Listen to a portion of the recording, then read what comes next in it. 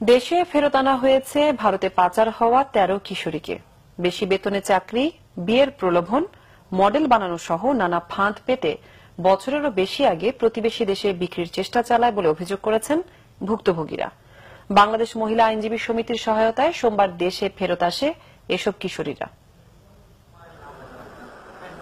ছদ্মনাম ময়না, বয়স ২০। মডেল হওয়ার স্বপ্নে ফেসবুকে পরিচিত এক ব্যক্তির আশ্বাসে পালিয়ে যান ঘর ছেড়ে। তবে কখনো ভাবেননি কি ভয়ঙ্কর পরিণতি ঘটতে যাচ্ছে তার জীবনে। প্রতারকের মিথ্যা কথায় ময়নার ঠাঁই হয় ভারতের হায়দ্রাবাদ শহরের একটি বাড়িতে। মারধর ও নির্যাতনের শিকার এই কিশোরীর চিৎকারে এগিয়ে আসে স্থানীয় পুলিশ। পরে তাদের সহায়তায় আশ্রয় মেলে সেফ হোমে।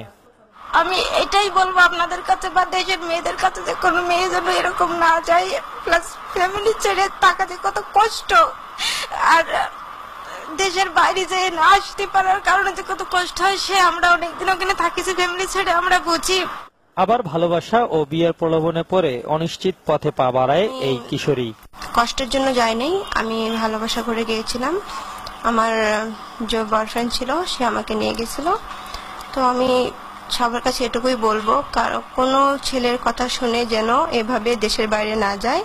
সে যেটাই বলুক, পালিয়ে বিয়ে করবো, হ্যান করবো, ত্যান করবো, টাকা রোজগার করতে যাব, যেটাই বলুক ওই কথাটা শুনে যেন না যায়। অন্যদিকে ভালো বেতনে চাকরির আশায় পাচার হয় কয়েকজন। এমন নানা ফাঁদ পেতে দেশের বিভিন্ন অঞ্চল থেকে অন্য কিশোরীদের পাচার করে দুষ্টচক্র। ইন্ডিয়া ভালো কাম হয় বাসা বাড়ির মেয়েতে, তো তোমার কেবল ভালো কাজ দেবো, তুমি অনেকে পয়সা পাইবা, এর লেগে আমার লয়ে গেছে ওই জায়গায়।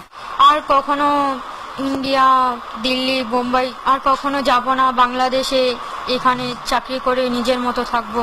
আমার মতো মেয়ের জীবন খারাপ করে দিছে, আর জীবন যাতে পুলিশে খারাপ করে।